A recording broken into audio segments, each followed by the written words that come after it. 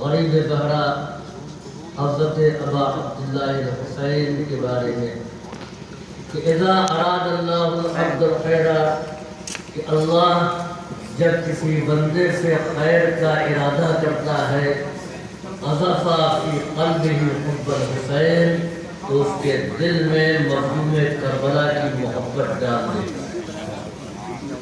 اگر محبت امام حسین دلوں میں پائی جاتی ہے تو خدا کی جانب سے خیر ہے جو بندہ مومن یا انسان کے دل کی طرف القاء کیا گیا ہے، اور ساتھ ہی ساتھ امام مظلوم کی زیارت کی محبت بھی دل میں پیدا ہو جاتی ہے۔ عزیزوں، علامہ شہر عاشور نے مناقب میں روایت لکھی، پیغمبر اسلام سے منقول ہے، آپ نے فرمایا کہ پروردگار عالم نے ہر انسان کے دل میں حسن اور حسین کی محبت کو رکھا ہے۔ شرط یہ ہے کہ وہ انسان ہو، اس کائنات کا کوئی ایسا انسان نہیں ہے کہ جس کے دل میں امام حسن کی محبت نہ پائی جاتی ہو، امام حسین کی محبت نہ پائی جاتی۔ اس کے برخلاف جب مولا کائنات کی محبت کا اعلان کیا تو پیغمبر نے فرمایا یا علی حب کا ایمان، اے علی تمہاری محبت کا نام ایمان ہے، یعنی محبت علی مومن کو مل سکتی ہے، ہر انسان کو نہیں۔ امام حسن اور امام حسین کی محبت کے لیے کہا کہ ہر انسان کے دل میں اللہ نے حسن کی بھی محبت رکھی ہے اور محبت امام حسین کی بھی رکھی ہے، لیکن علی کی محبت صرف اور صرف صاحبان ایمان کے دلوں میں پائی جاتی ہے۔ عزیزوں، فرق آپ دیکھیں کہ باپ کی محبت معیار ایمان ہے، بیٹوں کی محبت معیار انسانیت ہے۔ اب جن کے دلوں میں امام حسن اور امام حسین کی بھی محبت نہیں پائی جاتی ہے تو وہ انسان کہے جانے کے بھی لائق نہیں ہے، وہ انسان کہے جانے کے بھی قابل نہیں ہے۔ صلوات بھیجیے پر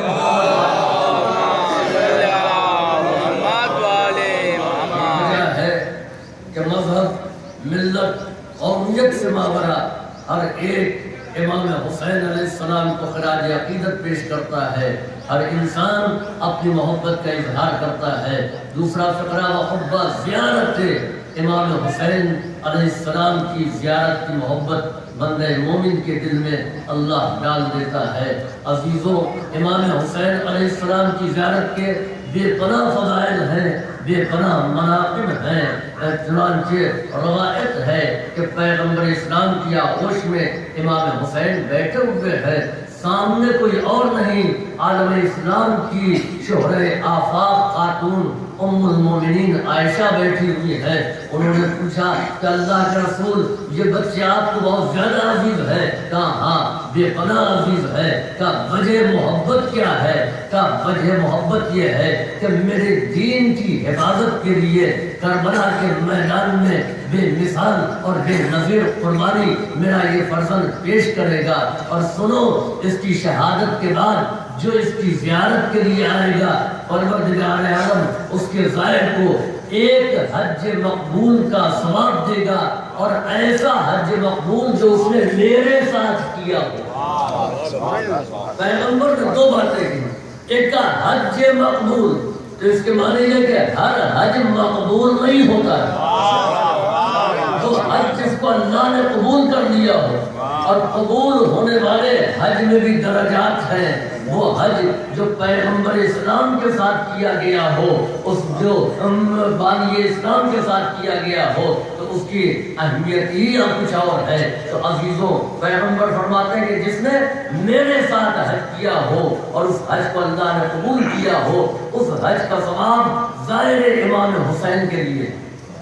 ان کو حیرت ہوئی، اللہ کے رسول آپ کا زمانہ نہیں پایا، آپ کا صحابی نہیں ہے، آپ کے اس فرزند کی قبر کی زیارت کر دی تو اس کو ثواب آپ کے ساتھ حج کرنے کے برابر ہے، یہ کیسے ہو سکتا ہے؟ پیغمبر نے کہا نہیں، ایک نہیں، دو حج کے برابر ثواب۔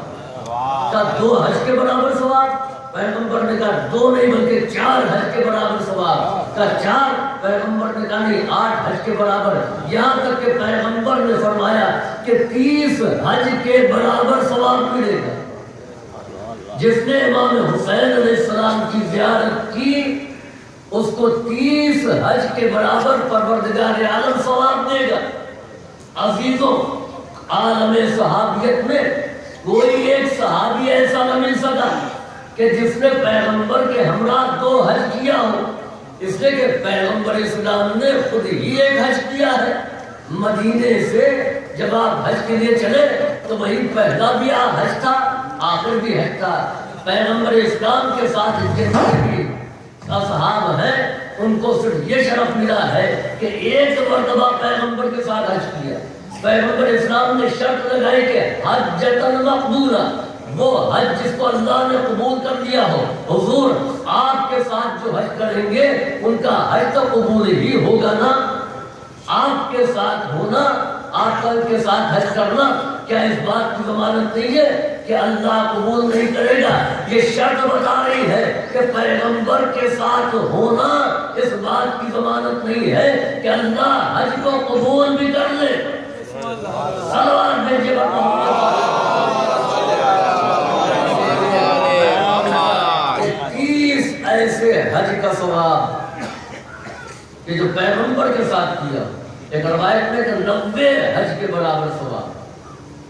چنانچہ ایک روایت میں ہے کہ من زارا قبر الحسین عارفا بحق، کہ جس نے امام حسین کے قبر کی زیارت کی ان کے حق کو پہچانتے ہوئے تو کتب اللہ ثواب 1000 حجۃ و 1000 عمرۃ، تو پروردگار عالم اس کے لیے 1000 حج کا ثواب اور 1000 عمرے کا ثواب لکھے۔ یہ اتنا ثواب بے پناہ۔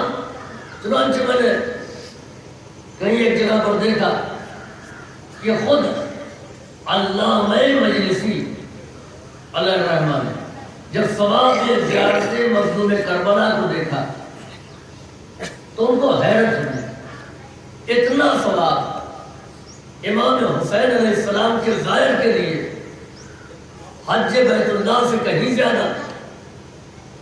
حیرت میں پڑے تھے کہ کہیں امام سے ملاقات ہو جائے تو ہم امام سے سوال کریں۔ عزیزوں، روایت معصومین حدیثنا صعب مستصعب لا يتحمله الا ملك مقرب او نبی مرسل او عبد مؤمن امتحن اللہ قلبہ بالایمان۔ ہماری حدیثیں مشکل ہیں، مشکل ترین ہیں، اس کا متحمل نہیں ہو سکتا ہے یا ملک مقرب ہو یا نبی مرسل ہو یا وہ بندہ مومن جس کے قلب کا اللہ نے امتحان لیا ہو ایمان کی وجہ۔ ہر آدمی حدیث معصوم نہیں سمجھ سکتا۔ چنانچہ خود شیخ جعفر شوشتری کہتے ہیں کہ ایک حدیث مجھے 20 سال کے بعد سمجھ میں آئی۔ 20 سال تک میں حدیث معصوم کو پڑھتا تھا اور وہ حدیث میری سمجھ میں نہیں آتی تھی، نہ سمجھنے کی بنیاد پر میں اس حدیث کو صحیح نہیں سمجھتا تھا۔ اس میں یہ ہے کہ جہاں جہاں دعا قبول ہوتی ہے وہاں امام حسین کے قبے کے نیچے دعا کی جائے تو اللہ اس کو قبول کرتا ہے۔ انہوں نے کہا کہ جس زمانے میں امام نے ارشاد فرمایا تھا اس زمانے میں کوئی قبہ وہاں نہیں بنا تھا، لہذا ہو سکتا ہے کہ تسامح ہوا ہو راوی سے۔ کب 20 سال کے بعد دوسری روایت پر پیغمبر اسلام سے مرضی دیکھی، پیغمبر نے فرمایا کہ میرے فرزند کی شہادت کے بعد پروردگار عالم اس کے قبر پر ایک نور کا قبہ بنا دے۔ تب میں یہ سمجھا کہ پتھروں کا قبہ ہے جو بنایا جاتا ہے وہ ہوگا، نہیں نور کا قبہ۔ امام حسین کی شہادت کے بعد سے امام کی جائے دفن پر اللہ نے ایک نور کا قبہ تعمیر کر دیا ہے۔ عزیزوں، یہ خدا کی طرف سے بنایا ہوا قبہ ہے کہ جب نور کا قبہ ہے وہ سب لوگ کہہ رہے تھے ان کے ہمیں یہ سمجھا کہ شاید اس سے مراد ہو کہ پتھروں کا قبہ جو تعمیر کیا جاتا ہے اس سے مراد نور کا قبہ ہے۔ عزیزوں، حکومت کے ظالم ہاتھ ان پتھروں کے قبوں کو تو گرا سکتے ہیں لیکن خدا نے جو نور کا قبہ بنایا ہے اس کو کوئی نہیں گرا سکتا۔ بقیع میں ظالموں نے قبے گرا دیے ہیں، لیکن کیا ان کے ہاتھ اس نور کے قبے تک پہنچ سکتے ہیں کہ جس کو مادی نگاہیں نہیں دیکھ رہی ہیں؟ تب میری سمجھ میں آئی کہ روایت صحیح ہے۔ تو عزیزوں، اسی طریقے سے اللہ نے مجلسی علیہ الرحمہ نے سوچا کہ شاید ہم کوئی موقع مل جائے کہ اس کی وضاحت ہو جائے۔ چنانچہ روایت کہتی ہے کہ سفر میں تھے، راستے میں ایک عرب آ گیا کہ علامہ آپ کے ساتھ اگر سفر کروں تو کوئی حرج کا نہیں، آپ سفر کر سکتے ہیں۔ یہ خود غالباً سفر زیارت کے لیے جا رہے ہیں۔ کہ آپ سے ایک سوال ہے، میں ایک واقعہ بیان کرتا ہوں اور اس واقعے کے ضمن میں سوال ہے۔ کیا فرمائے کہ ایک بادشاہ طاقتور، اقتدار والا، لشکر والا شکار کے لیے جنگل گیا۔ شکار کا پیچھا کرتے کرتے وہ اپنے اراکین سلطنت اور لشکر سے کافی دور چلا گیا۔ جب دور چلا گیا راستہ بھول گیا، صحرا ادھر ادھر مارا پھر رہا ہے، وقت گزرتا جا رہا ہے، جو کچھ پاس میں تھا وہ ختم ہو گیا، اب بھوکا بھی اور پیاسا بھی ہے۔ بھوک اور پیاس کی شدت اس منزل پر ہے کہ اگر اس کو پانی نہ ملے تو مر جائے، کھانا نہ ملے تو ہلاک ہو جائے۔ اسی دوران اس نے اس علاقے میں ایک جھوپڑی کو دیکھا۔ اس جھوپڑی میں داخل ہوا تو معلوم یہ ہوا کہ وہاں ایک ضعیفہ بیٹھی ہوئی ہے، اس کی ملکیت ہے وہ جھوپڑی۔ اس بادشاہ نے اس سے اپنی پیاس کی شکایت کی کہ میں پیاسا ہوں۔ پانی اس کے جھوپڑی میں نہیں تھا، اس کے پاس بکری کا دودھ تھا، اس نے اس کو دے دیا۔ بادشاہ نے دودھ پی لیا، پیاس کچھ حد تک بجھ گئی۔ اس نے کھانے کو مانگا، کھانے کا سامان نہیں تھا، اس ضعیفہ نے اس بکری کو ذبح کیا، پکا کر کے بادشاہ کو کھلا دیا۔ بادشاہ کی زندگی بچ گئی، جان میں جان آ گئی۔ اسی دوران اس کے اراکین سلطنت اس کے پاس پہنچ گئے۔ بادشاہ نے حکم دیا کہ اس بڑھیا کا جھوپڑا، اس کی جگہ پر ایک عمدہ مکان تعمیر کر دیا جائے اور ایک بکری کے بدلے میں اس کو 1000 بکریاں دے دی جائے۔ 1000 بکریاں بادشاہ نے اس کو عطا کر دی۔ آپ یہ بتائیں کہ اس ضعیفہ کے اس عمل کی کیا یہ جزا ہے؟ اس نے جو اس کے ساتھ سلوک کیا ہے، کیا یہ عمل اس کا بدلہ ہے؟ انہوں نے کہا ہرگز نہیں، اس لیے کہ ضعیفہ نے وہ دیا ہے کہ اس کے علاوہ اس کے پاس کچھ نہیں، یعنی اپنی متاع حیات کو اس نے قربان کر دی، اس کے علاوہ اس کے پاس کچھ نہ تھا۔ بے فکر ہو کر کے کہ زندگی کیسے گزرے گی، بادشاہ کے پاس بہت کچھ ہے، اس کے علاوہ بھی وہ بہت کچھ دے سکتا ہے۔ کیا یہ مسئلہ آپ کے سمجھ میں آتا ہے؟ اور یہ مسئلہ سمجھ میں نہیں آتا۔ مظلوم کربلا نے اپنی پوری متاع حیات کو قربان کر دیا دین کی بقا کے لیے۔ اب اللہ اس کے بدلے میں جو بھی صلہ دے گا وہ کم ہوگا۔ سلوات دے کے دین کا قانون بھی یہ ہے کہ زیارت مظلوم کربلا مستحب ہے، حج واجب ہے۔ قانون دین یہ ہے کہ مستحب کا ثواب زیادہ ہے، واجب کا ثواب کم ہے۔ روزمرہ کی مثالوں میں ہم اور آپ ملتے ہیں، السلام علیکم وعلیکم السلام۔ جس نے سلام کیا، روایتیں یہ کہتی ہیں کہ اس کو 99 اجر ملے گا، اور جس نے جواب دیا اس کو 1 اجر ملے گا۔ تو سلام کرنا واجب ہے یا مستحب؟ کا سلام کرنا مستحب ہے، جواب دینا واجب ہے۔ تو مستحب کا اجر زیادہ، واجب کا اجر کم ہے عزیزوں۔ لیکن سلام کا جواب ہے، آداب کا جواب نہیں ہے۔ آداب یہ ہماری تہذیب ہو سکتی ہے، تہذیب اسلامی نہیں ہے۔ یہ آداب آیا کہاں سے؟ زمیندارانہ مزاج، پڑھے لکھے لوگ ہوتے تھے، انہوں نے لوگوں کے ذہنوں میں یہ بات ڈال دی کہ جو کمتر ہوتا ہے، چھوٹا ہوتا ہے، اس کو سلام نہیں کرنا چاہیے، وہ آداب کرے۔ اب سامنے والے نے جب آداب کیا تو آداب کا جواب واجب نہیں ہے۔ زمیندار صاحب کو اس نے کہا آداب، انہوں نے گردن ہلا دی، یعنی اپنی شان کو بھی برقرار رکھا اور گناہ سے بھی بچے۔ اگر سلام کرتا تو جواب دینا واجب تھا، کہ نہ سلام کرے گا نہ جواب دینا پڑے گا، نہ یہ ہمارے برابر آئیں گے۔ تو یہ آداب ہماری زمیندارانہ ذہنیت نے ایجاد کیا ہے، یہ اسلامی تہذیب نہیں ہے۔ پھر ایک خیال یہ کہ سلام چھوٹوں کو کرنا چاہیے، بڑوں کو جواب دینا چاہیے۔ عزیزوں، یہ بھی ہماری غلط فہمی ہے۔ اسلام میں یہ نہیں ہے کہ چھوٹا بڑے کو سلام کرے، خدا سے بڑا کوئی ہے؟ اللہ اکبر، سلام علی نوح، انبیاء کو سلام کیا یا نہیں کیا ہے؟ متعدد مقام پر خدا نے سلام کیا یا نہیں کیا؟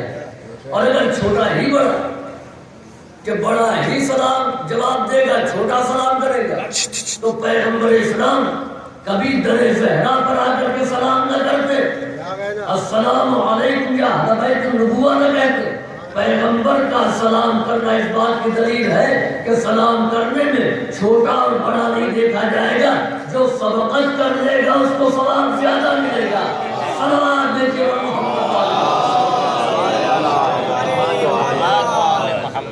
سلام کا جواب واجب ہے، اس کا ثواب کم ہے، ایک اجر ہے، اور سلام کرنا مستحب ہے، مستحب کا اجر زیادہ ہے۔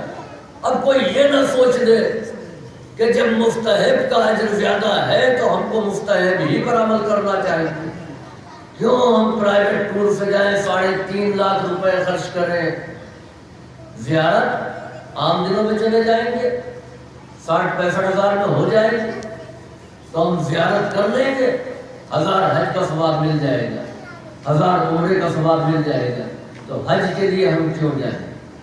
حج نہیں کرنا چاہیے، زیارت کر دیں گے۔ عزیزو یاد رکھیں کہ قانون اور ہے وہ یہ کہ واجب اور مستحب، ان دونوں کے فرق کو ایک مثال سے آپ سمجھیں کہ واجب ہے ڈیوٹی، ہم لوگ ملازمتیں کرتے ہیں نا بہت سے لوگ، تو ایک تو وہ ہے جو معاہدہ ہوا ہے کمپنی سے، گورنمنٹ سے، کہ ہم کو اتنے آور کام کرنا ہے، یہ کیا ہے؟ یہ ڈیوٹی ہے۔ اس معاہدے کے علاوہ اگر کمپنی کام دیتی ہے تو اس کی اجرت دوگنا دیتی ہے، وہ ہے اوور ٹائم۔ تو اوور ٹائم میں زیادہ ملتا ہے اور ڈیوٹی میں کم ملتا ہے۔ اب کوئی یہ نہ سوچ لے کہ ہم کو اوور ہی ٹائم کرنا چاہیے، ڈیوٹی میں ہمیں کم ملے گا۔ عزیزوں، اوور ٹائم الگ سے کرنے کو نہیں ملے گا، اوور ٹائم کرنے کا اسی کو حق ہے جس نے ڈیوٹی کی ہے۔ مستحبات کے ثواب بے پناہ ہیں، لیکن یہ ثواب اسی کو ملے گا کہ جس نے واجب پر عمل کیا ہے۔ صلوات بھیجیے بر محمد۔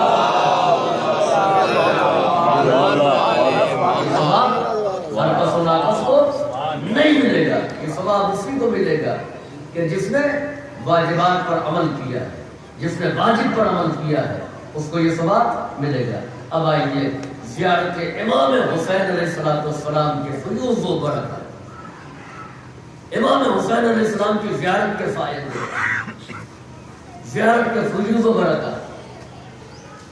چنانچہ یہ واقعہ بہت سے علماء نے لکھا ہے کہ مرزا تقی شیرازی کے یہاں علماء جمع تھے اور اس زمانے میں طاعون کی وبا تھی، تو آیت اللہ فشارکی وہ تشریف لائے اور انہوں نے کہا علیکم بزیارت الحسین، میں یہ حکم دیتا ہوں کہ آپ حضرات زیارت امام حسین علیہ السلام پابندی سے پڑھیں اور اس کا ثواب امام عصر کی والدہ نرجس خاتون کو ہدیہ کریں۔ چنانچہ اسی دن سے مومنین نے امام حسین علیہ السلام کی زیارت کی پابندی کرنا شروع کر دی۔ نتیجہ یہ ہوا کہ دیگر محلے میں تو اموات ہو رہی تھی، لیکن جہاں مومنین تھے، امام کی زیارت پڑھنے والے لوگ تھے، وہاں پر اموات کا سلسلہ رک گیا، وہ لوگ محفوظ رہے۔ چنانچہ ابھی انقلاب ایران کے بعد جب حملہ کیا عراق نے ایران پر، مولانا اس وقت موجود تھے وہاں پر، تو خود آیت اللہ نجفی مرشی نے اعلان کیا کہ علیکم بزیارت العاشورہ، تم سب پر واجب ہے کہ امام حسین علیہ السلام کی زیارت پڑھو عزیزوں۔ اس کے بے پناہ فوائد ہیں۔ چنانچہ امام کے صحابی سدیر سیرفی امام کی خدمت میں حاضر ہوئے۔ امام نے کہا اے سدیر، تم کیا مظلوم کربلا کی زیارت کرتے ہو؟ مظلوم کربلا کی زیارت ہر روز کرتے ہو؟ کہا نہیں، ہر روز تو نہیں کرتے۔ کہا ہر شب جمعہ میرے جد کی زیارت کو جاتے ہو، زیارت کرتے ہو؟ کہا یہ بھی نہیں۔ کہا مہینے میں ایک مرتبہ؟ کہا نہیں۔ کہا تم ظلم کرتے ہو میرے جد مظلوم۔ کہا سال میں؟ کہا ہاں یہ ہوتا ہے کہ سال میں ہم زیارت کر دیتے ہیں۔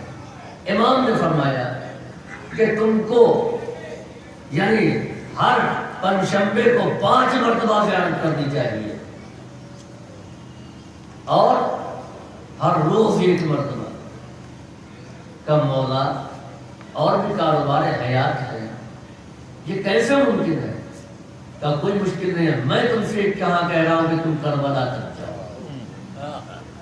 تم اپنے گھر کی چھت پر جاؤ اور صرف اتنا تو کہہ سکتا السلام علیکم یا ابا عبداللہ، السلام علیکم یا ابن رسول اللہ، اتنا تو کہہ سکتے ہیں، السلام علیکم ورحمۃ اللہ وبرکاتہ، تم اتنا کہہ دو امام مظلوم کی زیارت ہو جائے گی۔ یہ تاکید ائمہ طاہرین نے کی زیارت امام حسین علیہ السلام۔ چنانچہ شیخ جواد مشکور جو نجف کے اکابر علماء میں سے، انہوں نے خواب میں دیکھا ملک الموت کو ملاقات کی۔ کہا کہاں سے آ رہے ہیں؟ کہا شیراز سے آ رہے ہیں۔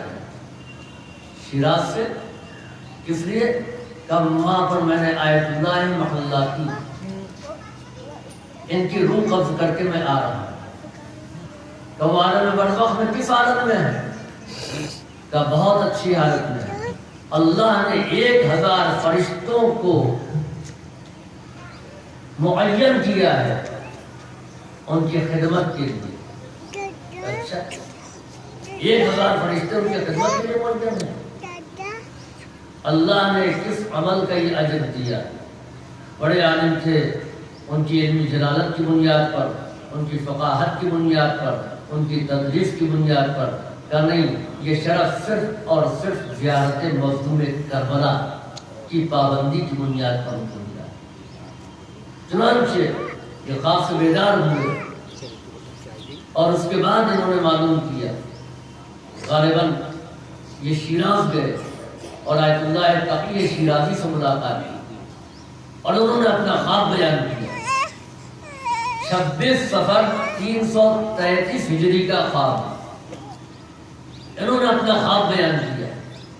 کہا تمہارا خواب سچا ہے، آیت اللہ محلاتی اس دنیا میں نہیں رہے اور جس دن تم نے خواب دیکھا اسی دن انہوں نے انتقال کیا، اور اللہ نے شرف ان کو اس وجہ سے دیا ہے کہ اپنی حیات کے آخری 30 سال میں انہوں نے کبھی زیارت امام حسین کے لیے ناغہ نہیں کیا۔ بیماری کی وجہ سے جس دن زیارت نہیں پڑھ سکتے تھے اس دن کسی کو نائب بنا دیتے تھے۔ صلوات دیجیے پر محمد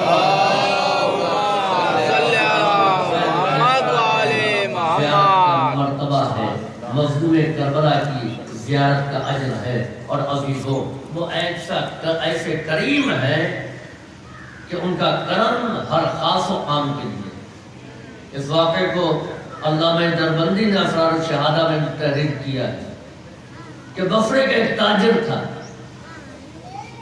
بغداد میں اس کے اعزاء اقربا رہتے تھے۔ اس سے کہا کہ بغداد بڑا شہر ہے، یہاں پر آ کر کے تجارت کرو۔ چنانچہ اس نے بصرے کی تجارت ختم، سب فروخت کر دیا، جو کچھ بچا تھا اس کو ایک کشتی پر ڈالا اور روانہ ہوا بغداد کے لیے۔ راستے میں ڈاکوؤں نے، قذاقوں نے حملہ کیا، اس کی کشتی کو لوٹ لیا۔ زخمی حالت میں وہ تاجر کسی صورت سے ساحل تک پہنچ گیا۔ ساحل میں بے ہوش پڑا ہوا تھا.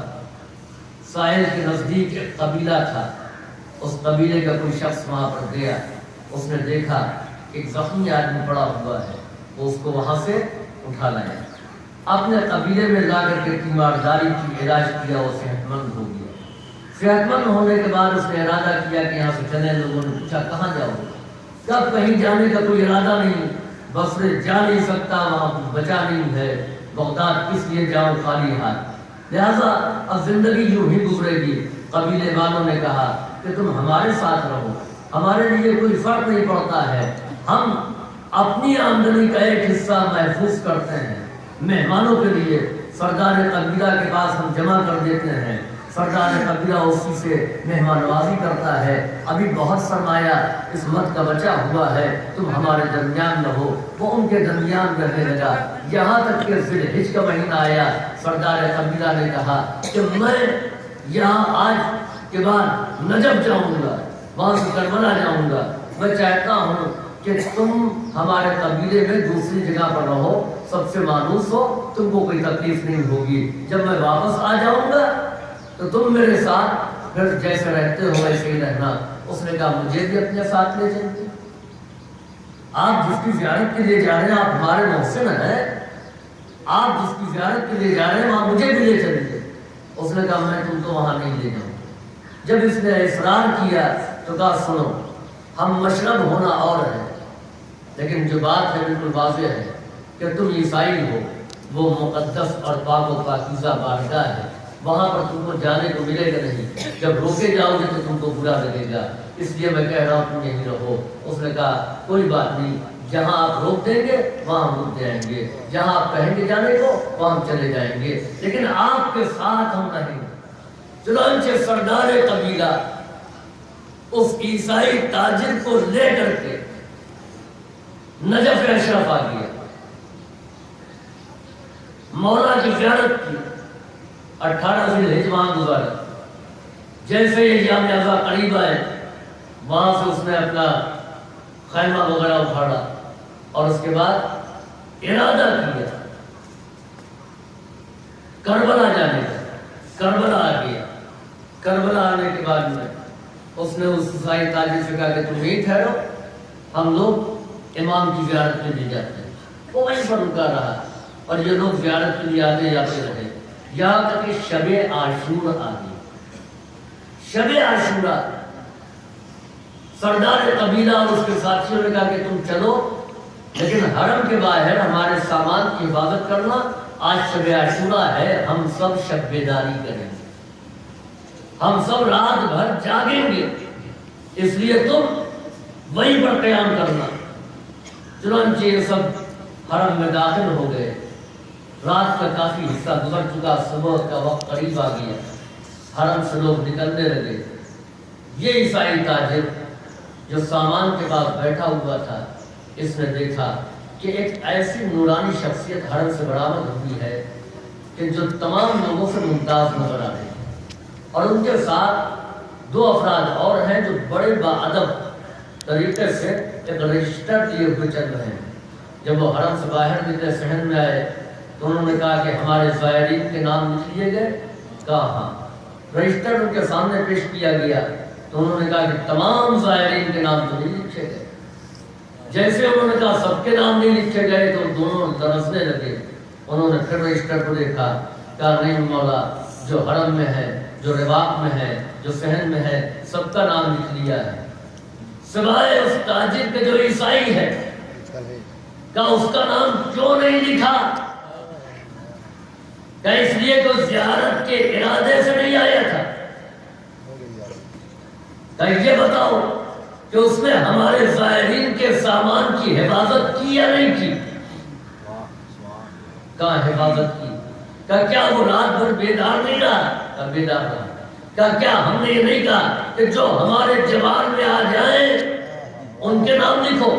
کہا ہاں آپ نے فرمایا تھا. کہا کیا وہ ہمارے جوار میں نہیں ہے؟ کہا ہے. کہا اس کا بھی نام لکھو، خدا اس کو توفیق ہدایت دے گا.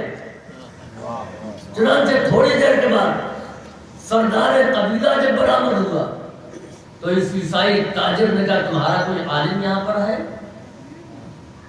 تمہارا کوئی عالم ہے اس کے پاس مجھے لے چلو۔ کہا کیوں؟ کہا ہماری نگاہوں نے جو منظر دیکھا ہے اس منظر کو دیکھنے کے بعد اب مجھے یہ گوارا نہیں ہے کہ میں عیسائی بنا رہوں، مجھے کلمہ پڑھنا ہے۔ چنانچہ لوگ لے کر کے اس کو آیت اللہ محمد حسین کے پاس آئے، اس نے واقعہ بیان کیا، سردار قبیلہ گریہ کرنے لگا کہ ہائے وہ کوئی اور نہیں میرے آقا، میرا مظلوم آقا امام حسین علیہ السلام تھے۔ اللہ اکبر، امام اتنا کریم ہے کہ ان کے جوار میں اگر عیسائی بھی آ جائے تو اس پر بھی کرم فرماتے ہیں۔ صلوات بھیجے پر محمد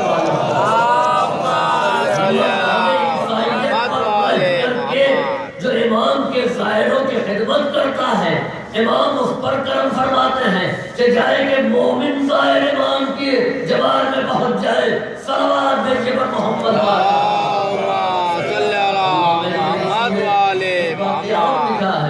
سلیمان عامش کا، کہ سلیمان عامش کہتا ہے کہ میں جس علاقے میں رہتا تھا ہمارے محلے میں ایک شخص تھا جو محبت اہل بیت اس کے دل میں نہیں تھی، اہل بیت کے محبین میں نہیں تھا۔ ہم لوگ اس کے گھر میں اکٹھا ہوتے تھے۔ چنانچہ ایک شب جمعہ ہم لوگ اس کے گھر میں تھے، زیارت امام حسین علیہ السلام کا ذکر آ گیا۔ میں نے اس سے پوچھا کہ تمہارا کیا خیال ہے امام حسین کی زیارت کے بارے میں؟ اس نے کہا امام حسین کی زیارت بدعت ہے، ہر بدعت گمراہی ہے اور گمراہی کا ٹھکانہ جہنم ہے۔ سلیمان کہتا ہے کہ مجھے غصہ آ گیا، میں وہاں سے اٹھ کر کے اپنے گھر آیا اور میں نے ان کتابوں کو تلاش کیا، ان روایات کو تلاش کیا جو پیغمبر اسلام سے مروی تھی امام حسین کی زیارت کے ثواب میں۔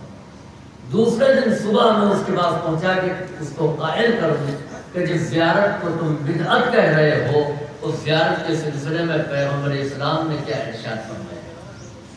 چنانچہ سلیمان عامش کہتا ہے کہ میں اس کے گھر پہنچا، دق الباب کیا، اس کی زوجہ نے جواب دیا کہ تم لوگوں کے جانے کے بعد وہ سو گیا، تھوڑی دیر کے بعد اٹھا تو رونے لگا اور اس نے کہا ابھی اسی وقت مجھے کربلا جانا ہے۔ اس نے سامان سفر تیار کیا اور رات ہی میں کربلا روانہ ہو گیا۔ سلیمان عامش کہتا ہے کہ میں حیرت زدہ رہا کہ شب میں یہ زیارت کو بدعت کہہ رہا تھا، اس کو ہوا کیا؟ میں گھر آیا، میں نے بھی سفر کا انتظام کیا اور کربلا روانہ ہو گیا۔